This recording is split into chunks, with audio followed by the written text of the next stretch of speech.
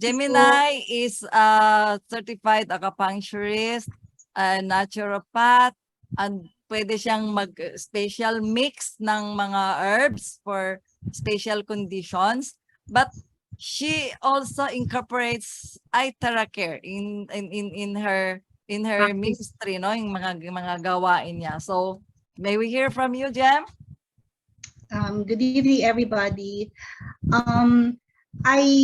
I'm now using care more than the acupuncture needles kasi ang mga tao usually takot sa needles. Now, it's very convenient to just use care, and the effect is much more remarkable. It's much more faster. Although acupuncture is very, very effective, pero yung response ng tao and yung speedy recovery is much more evident sa mga hinahawakan kong tao. And gusto ko lang i-share na may being seen. Yes, gusto ko lang i-share kasi like Dr. was sharing about yung mga points na tatamaan ng i-blow natin. And there are people na I've noticed, syempre natataranta sila because they don't have any medical background or, maraming hindi alam kung saan yung mga points. And I think the safest thing to say and to share to people, this is how God created us, yung body natin. It's such an amazing, complex machinery, di ba? And in acupuncture, in natural medicine, every part of the body reflects or has a mirror image of every organ of the body. So kung sa iridology, if you're blowing on the eyes, you're already treating parts of your whole system. If you're doing the hands, you're doing the whole system also of the body. If you're doing the feet, you're doing also the whole system of the body. So parang sa acupuncture, if may mga parts na masakit, sometimes we don't puncture that area. We go to the distal points or yung mga ibang areas ng body. And in yung pag sinasabing why do we blow the hands? If you're blowing the front of the hands, you're doing the front of your body. If you're blowing the back of your hands, you're doing the back of the body. So ganun din sa paa. So if you're dun sa reflexology chart, so it's saying I can share you a picture and i-share ko lang kay Ma'am Juliet para people will have an idea na if I'm just doing the hand, this is what I'm treating. If I'm doing the back, this is what I'm treating. In Korean acupuncture, itong kamay, ito ay a reflection of the front body, ay the upper body, ito naman is the lower part of the body, itong kamay na to. So iba-ibang principles for Korean acupuncture, for Japanese acupuncture, for traditional Chinese medicine. But to make it just simple, just blow any part of the body because that would reflect a certain, kasi we're all connected to networks. So there was a question, bakit yung spine blow? Ang bone marrow is found in most bones of the body. Pero yung spine contains most of the bone marrow. And yung bone marrow, yun yung mga nagpo-produce ng mga red blood cells natin, white blood cells natin, yung mga lymphocytes natin. So bakit natin binoblow? Because we are activating the body to produce yung mga good cells that would, boost the immune system. So to play safe for people that, kasi minsan, because I've met people, hindi ko magawa yung protocol, ang tagal-tagal, especially yung mga patients that are very elderly, like yung mga 90 years old, yung mga 70 plus, ganyan, nahihirapan sila because sometimes they don't have help, especially sa abroad. So I just tell them, you go what is more comfortable for you because you're already treating your body. Because even in naturopathy, our whole mouth represents also different organs of the body. You can check on teeth reflexology. Yung harap natin dito sa baba, it reflects the kidneys. Our tongue also represents, mirrors also the body system. So our ears does the same thing then. Our face does the same thing then. So if you're doing any part of your body, you're basically feeding the body with terahertz. Ang kanyang lang siguro yung receptivity ng bawat nerve connected to the real organ, to the it takes sometimes longer because syempre depende sa blockages. But if you do it on the body, different parts, it would be best. Like especially the spine because yan yung part na it contains most of the bone marrow. So, yun lang. I did IteraCare as a testimony because I was handling a patient na may multi-organ malfunction. So she had water in her lungs. She had stage 3 kidney failure. She had heart enlargement. She had whole body edema. Nag-shoot up yung blood pressure niya, blood sugar niya. And yung feet niya, ang dami ng mga sugat. And, they were just trying to lower her blood pressure because they were thinking of amputating her feet. But because she's also, believing into alternative treatment, so she stayed 2 weeks at hospital just to manage her, her health. Pero when she got out, I introduced to her IteraCare. The first session we did, nawala yung pain sa paa niya. Tapos yung pangingipin ng paa niya, nagkaroon kaagad ng yung lightening because it was turning black. And then the next day we did an everyday session with her 3 times a day. I would come visit her every day, but her children would do her twice. Yung in 16 sessions, nawala yung tubig sa lungs, nawala yung pagmamanas ng upper portion niya, yung edema ng paa niya nabawasan. And now yung laki din ng tiyan niya because nagkaroon din siya ng edema sa kanyang abdomen, now maliit na siya. And that was just 16 days of IteraCare. Her blood results, yung BP niya, which was 190/100, naging 130/70. Tapos yung blood sugar niya na 256, naging 132. So these are documented. I shared on my wall para makita ng tao na it's really effective because there are people, I've experienced some people who are really very yung what's the right term? Yung sila yung duda sila sa product, and sometimes they would bash you. So that was my first time na I was so passionate to share it dito sa village namin. But then there was somebody na who's not into alternative treatment. So, sabi niya hindi yan approved ng DOH, you're doing pseudoscience, yung mga ganyan. So I just kept quiet na lang because, the IteraCare really speaks for itself. And those people who haven't experienced it yet, minsan talaga may masasabi sila. But once siguro na-try nila, because I offered to share it, pero, they said something not nice, na, sabi nila, you're scamming people, mga ganyan, because kasi may mga lumalabas na look-alike, yung mga, mga copycat ng IteraCare which sells cheaper. And they think that we're charging them so much, and even if you explain to them na it's a different technology, ours is really very powerful, original and patented. Pero how people sometimes think. So along the way, we will meet some people really that's like that, and that's just part of their their character. And also to share, also I've been doing IteraCare for myself for going 2 months na. A little going 2 months. And what I've noticed with myself, I sleep better because I've had insomnia. And yung keloid ko na it was 4 inches. I can show you kung hindi okay lang sa inyo to show this upper part. But it's flat na. It was so big na para siyang gummy worm. Now it's really flattening out. Meron pa akong experience na meron yung pusa na yung parang na-paralyze na yung pusa kasi kinagat ng aso, muntik na siyang patay ng aso. So linagay nila sa basin and they were trying to revive her kasi 5 days nang hindi kumakain, and they were feeding her through a medicine dropper. So without expectations, I said, let's just see what will happen. And I have videos to show it. I shared it to Sister Juliet. 30 minutes of doing itera care, bumangon yung pusa, lumundag, and nabuhay siya. And then on the second Amazing. session, yeah, it is really so amazing. Talagang nagulat pati yung yung nag-rescue kasi wala siyang pang-vet. So, di tuwan-tuwa sila, tuwan-tuwa kami.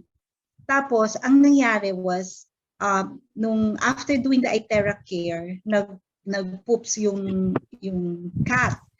And syempre walang alam yung bata. So ang ginawa niya, pinaliguan niya ng cold water. And nabinat yung pusa. So the next day, they told me na ang taas ng fever and the cat's not moving again. And talagang parang lupay-pay na and mukhang patay na talaga. So we did itera care. When they brought me, sobrang talagang ang init ng body ng pusa. And then after 20 minutes, bumaba yung fever. After 30 minutes, bumabangon na siya. So, we manage again, sabi ko, na nilang paliguan. On the third session, nagkaroon siya ng bukol sa paa kasi na-fracture siya dahil sa hinabol siya ng aso. So, yung lump niya, ang laki-laki. On the fourth, so we were treating her kasi medyo na siya, yung cognizant na siya. So, on the fourth session, pumutok yung, yung bukol niya, ang daming nana. And then on the fifth day, she started waking up na. And now, there's a video that I also shared in there na she's up and about na, wala ng diapers. She's nursing her kittens again. And even before, I shared yung testimony with all the videos sa isang itera care international group. And syempre sila, they're very much into also animals. But, I was bashed again and they said like, I'm doing animal cruelty, dapat pinatulog na yan and all that stuff. But because we were believing and seeing the effects of itera care, we just, kept steady with the treatment. And now we proved them wrong that, this was not really animal cruelty because we had so much compassion na gusto na may mabuhay yung pusa. And I've had several instances also, other testimonies, yung frozen shoulder na ilang months na. I have videos of that also na nakakagalaw na yung kamay. So, ganun. Tapos, it's really amazing how itera care has really been helping people. And like I said also earlier na sa mga taong walang alam sa anatomy, you just blow on the body as long as walang foreign materials, walang you have to listen to your body kasi ikaw nakakaalam kung kaya mo yung heat, kung natotolerate mo yung heat, and how it is affecting you if you're blowing on this side. Kasi very technical na masyado yung you have to do this, you have to do that. For people who doesn't have really any sense of yung understanding of anatomy and physiology, sometimes they get rattled and minsan they don't like to do it na kasi they're not following the protocol or kasi mahirap gawin yung protocol, iinom ka ng 2 basong tubig, yung mga gano'n. Marami akong na-encounter na nagre-reklamo sila kasi, sanay sila na somebody do it for them. But the others kasi, like yung walang help or lalo na sa ibang bansa, wala sila masyadong assistance doing it to them. So just take it easy on yourself. You blow the part that's more comfortable for you. And yeah, I will share kasi I want my eyes to get clearer because I don't like to wear eyeglasses na. So pag nighttime, I blow my face because I also want yung rejuvenation. And I've noticed nagsusweat yung behind my knees. So sabi ko, it's very interesting kasi mukha ko yung binublow ko, pero ang nagpapawis yung binti ko. So I don't know, well, of course, that's detoxification. So maybe because we're all our bodies are connected and inter-network to each other. So maybe doon release yung toxins kasi I take like 30 minutes really on my face and on my ears. Ganon. And also because dito yung lymphatic system natin. So the body will find a way how to release the toxins. So it's either sa pag-ihi natin, pagdumi natin, pagpawis natin, And there are also instances like yung part of the healing crisis is not just physical manifestations like may itchiness or mas pronounce yung nararamdaman sa body. Sometimes it's also on the emotions. Some could be more yung sensitive, others are more easily irritated, others are more yung kung ano yung dominant feeling nila, minsan nare-release yon because we're body, mind, spirit. So if the immune system is also being strengthened, so yung outburst natin is also part of the detoxification process. So we just have to become aware that sometimes bakit mas nagagalitin yung tao or mas like yung sinabi ng isa na mas sumakit yung mata niya or mas sumakit yung ulo niya.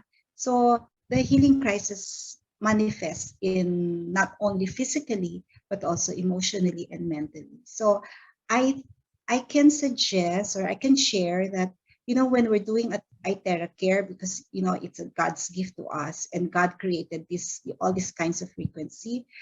I suggest that when you're blowing, you accompany it with prayer, kasi it's really naman Jesus, di ba, our Lord and Savior, who really does all the healing, but He gives us avenues. And, Amen. di ba? So, we can ask, why did this manifest? Why I have these ones? Because all the manifestations in our body, whether it's vocal, whether it's, high blood pressure, high blood sugar, ganun, they have an emotional and spiritual attributes to it. And like if you have problems in the lungs, in Chinese medicine, there are emotions that we have to fix. In naturopathy, we do that also. We do a holistic approach. Why is my body manifesting this? Lungs means there's sadness na hindi na-address. So, like for me, I'm doing it with myself because, I'm not immune also to problems. So when sinisipon ako, it's not just because I got the virus. Why was my lungs weakened at this time? Yung stress level ko, why is it? Was I feeling too sad that day? Was I feeling, yung regrets or, yung loneliness? So you make it also as a interactive experience when you're doing itera care, because diba, we should glorify God in everything. So it's not just blowing your spine. It's acknowledging that because this is self-care, this is self-love, but it also must be connected to our spirituality, because we can have the best gadgets, but there's only one maker who manufactured and made this body. Amen. Diba? So, right. Yes, of course, because diba, God created our body to heal itself. So I actually I'm reminding itong mga users natin that let's not be misled that we are trusting solely on this device.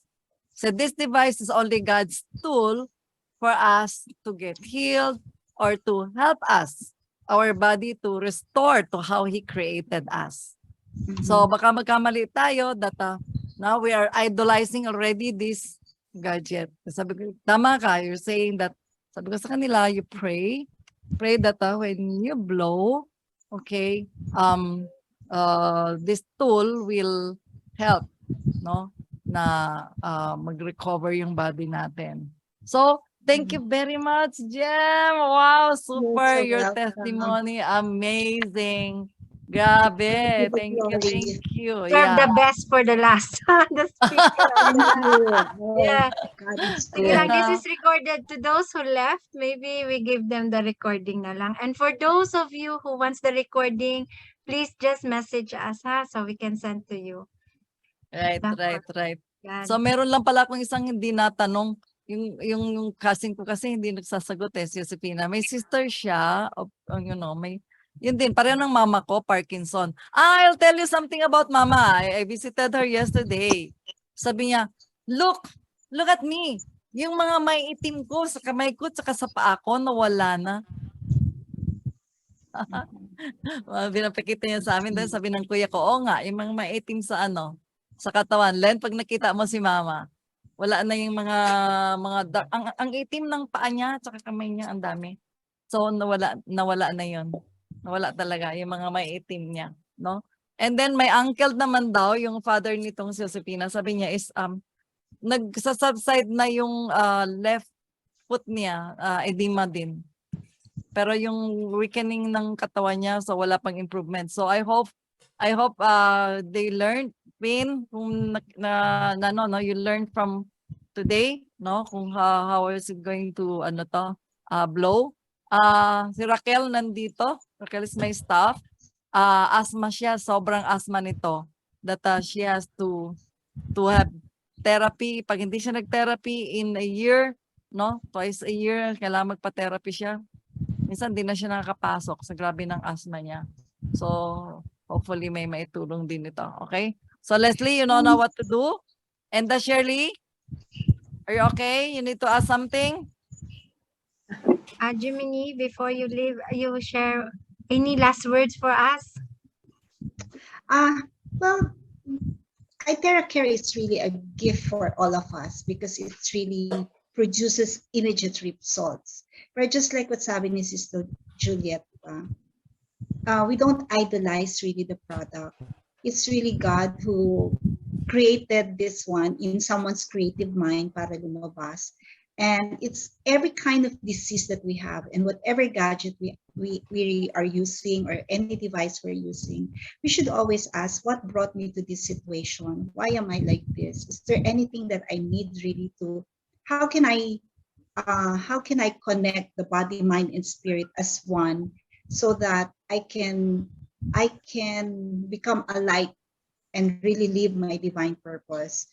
I'm sharing this because it is my journey now that I've been doing so many alternative treatments and learning different kinds of modalities. But when I got into really a deeper relationship with God, any kind of disease we'd have with just a flick of finger, matatanggal yan ni God. iTeracare gives us the relief.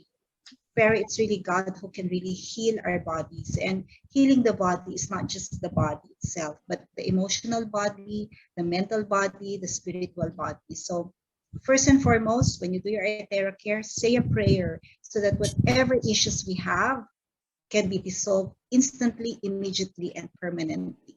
So to God be the glory. Amen. Wow, Amen. ayan may nag-message that Gemini is really very good. She's able to explain it even scientifically. Yay! Wow, thank you. Okay, so God. we will connect again some other day. Lynn is here. You know Lynn? Lynn Artificial. She's a friend of my sister. Nandito si Lynn. Oh. Hi, Lynn. Thank you for joining. Hope you learn, ha? Yes, thank you.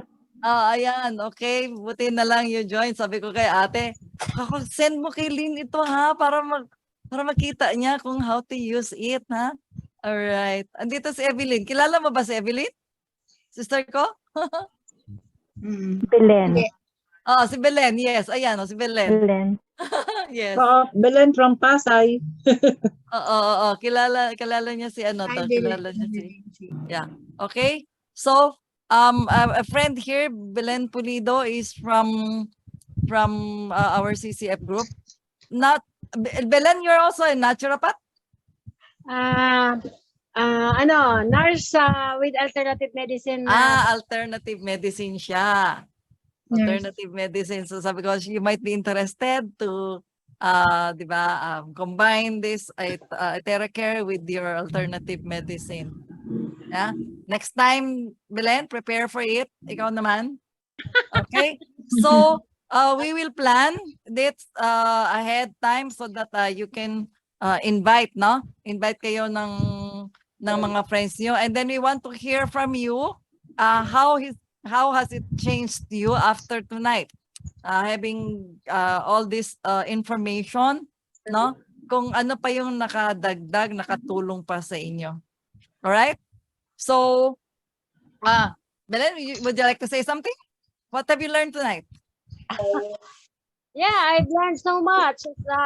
I just kept on hearing all your speakers because I'm just new to this platform, you know. I so I'm observing who are there, and I would like to ask, who is your Susan Thunder? Sa churchmate, kasama namin sa church, siya yung na-fracture, wawa. Susan, how are you? Tapos, nag-inject ng Moderna. Ayan na, 1 linggo nang naka-knockout. Yeah, Moderna. Keep flowing lang, Susan C. Susan, keep flowing lang daw. Susan, dilit niya po. Yes. Yeah, And, tapos binaha pa sila sa Talayan ngayon. Grabe lakas ng ulan eh. Nasa Talayan kaya sila. I stay on my room eh. I cannot go down. And I just stay my room for joining this meeting. Oh, talaga ha? Okay, Yes. how nice. praise Right. the Lord. Nakaka-bless po ang team. Very good. I have a very good upline, of course. Nati. At si Yeah, Juliet very, talaga. very Thank supportive. you for your Who invited? invitation. Who invited Elizabeth? Elizabeth Branzuela. Who invited Elizabeth? Elizabeth? But this kind of a terahertz is a machine. Sorry. Elizabeth? Elizabeth, you're saying something? Maybe as a disclaimer for everyone, this is not a medical device. We call it lang a certified household electrical equipment. But it has a lot of benefit lang. Saan ba yun? Bakit nawala? Yan. Maggalaw. Balik lang. Balik. Balik. Where is it? Anyway, Yeah. just for you to lang, kasi we don't overclaim, but we just share testimony, ha? Yes, Oo. that's true. Yeah. And that's also one of the reasons why hindi kailangan natin ng FDA. Sabi nila, medical equipment ka, kailangan registered sa FDA. Sabi ko, sorry po, hindi kami po medical equipment. Ano ba yan? Parang hair dryer. Ganun. Di ba? Hair dryer ba? Nire-register mo, FDA? Yung ba mga microwave oven mo, nire-register mo ba? Hindi din. Belen. Po, yung per orem, yung tinitake in. Yung better sleep. No, yung mga tinitake in na mga na mga herbals, hindi yung mga external use. Okay. But sometimes they require pa rin FDA approval, like our iron spec, kailangan FDA approved that to be a medical spec, ganyan.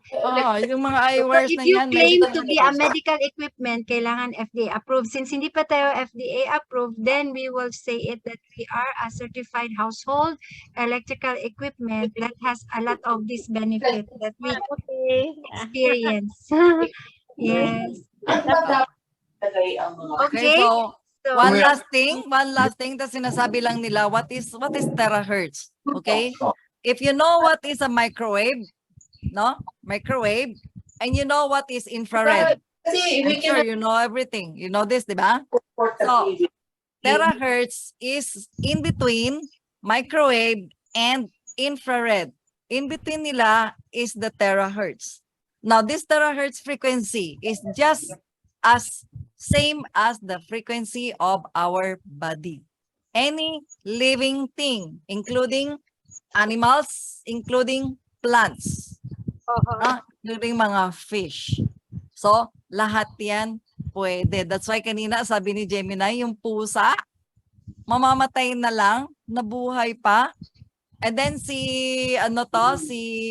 Chris, wala siya, yung isa pang apply namin, goldfish. Wala na, di ba goldfish? When goldfish is mamamatay na, na siya, upside down na. Blinaw niya yung water. And then, after a while, the goldfish started swimming again. Di ba? Supposedly, mamatay na yon. And then, nabuhay ulit. Okay? May I add something? Oo, sige, Jem. Na-mention kasi about oils kanina. Okay. Like applying oils. The best part to put oil is on the belly button. Why is it? Because in Belly button? in Ayurvedic medicine, they put essential oils sa belly button because it connects to the vagus nerve, and the vagus nerve is the one that stimulates a lot of the functions of every organ. So if you see, you could Google that. They put oil on the belly button. Kaya di ba nung bata, pag kinakabag ang bata, they put oil. Because the belly button is connected to the 12 major vital organs of the body. Ano yun? You drop ano? You drop, As in you drop.